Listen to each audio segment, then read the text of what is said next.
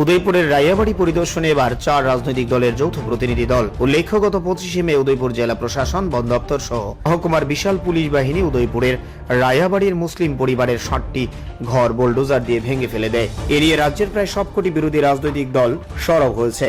পাশাপাশি সরকারের দৃষ্টি আকর্ষণ করে পরিবারগুলোকে পুনর্বাসনের দাবি জানিয়ে আসছে। কিন্তু আজ প্রায় 18 দিন হয়েছে সরকারি তরফে এই মুসলিম পরিবারগুলোকে পুনর্বাসনের ব্যবস্থা না করায় সোমবার সকালে 4 রাজনৈতিক দল CPIM liberation, Tripura people's party, SUCI এবং গণমঞ্চের পক্ষ থেকে এক যৌথ প্রতিনিধি দল সংশ্লিষ্ট এলাকা পরিদর্শনে যান। এলাকা পরিদর্শন নিয়ে সাংবাদিকদের সামনে প্রতিনিধি দলের পক্ষ থেকে জানানো হয়, সরকারের এই অমানবিকতা মানা যায় না। সরকারের কাছে দাবি জানানো হয় যে 60টি ঘর ভেঙে দেওয়া হয়েছে তাদের পুনর্বাসনের ব্যবস্থা করতে হবে। এমনকি গত 3 দিন আগে এলাকার বিদ্যুতের লাইন কেটে দেওয়া হয়েছে বলেও জানান প্রতিনিধি দলের নেতৃত্বরা।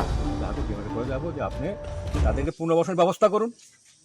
দীর্ঘদিন যে তারা এখানে প্রায় 40, 50, 60 বছর যাবো তারা এখানে বাস করে এই এলাকাতে, আজকে এখানে হয়তো 20-22 বছর এসছে, কিন্তু তাদের যথাযথ পুনর্বাসন দরকার। এই ক্ষতিপূরণ কে দিবে? ক্ষতিপূরণ দিতে হবে তাদেরকে।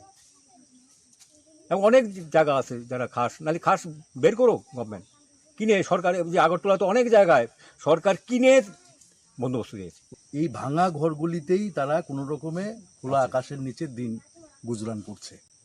প্রশাসন এতটাই অমানবিক, যে তাদেরকে ভরণ পোষণ দেওয়া। আমরা বারবার বলেছি, বলে আমরা তাদের সুযোগ সুবিধাটা দেখব, কিন্তু এখন অবধি মানে ইলেকট্রিক লাইনটা কেটে দিয়েছে গত পরশুদিন। এটা কথা আর এখন পানীয় জলের লাইনও কেটে দিতে পারে। মানে এই যে অমানবিকতা, চূড়ান্ত অমানবিকতা, বর্বরতা, এইটার নিন্দার কোনো ভাষা নেই। এটাই আজকে আমরা বলবো যে 18 দিন পরিবারগুলি এইভাবে আছে। ব্যক্তিগতভাবে বা সংগঠনগতভাবে অনেকেই কিছু না কিছু সাহায্য করেছেন, কিন্তু সরকারের পক্ষ থেকে তাদেরকে দেখাশোনা করার, তাদের খোঁজ নেওয়ার, তাদের পরিবারের লোকজন ঘর বাড়ি নেই, বৃষ্টি পড়ছে, তাদের অসুখ বিসুখের ব্যাপার আছে, তাদের ব্যাপারগুলো দেখার কেউ নেই। এই অমানবিকতা বন্ধ হোক, তারা ন্যায় বিচার পাক, তারা ক্ষতিপূরণ পুনর্বাসন পাক। এই দাবিগুলো নিয়েই আজকে আমরা যাব। ধন্যবাদ।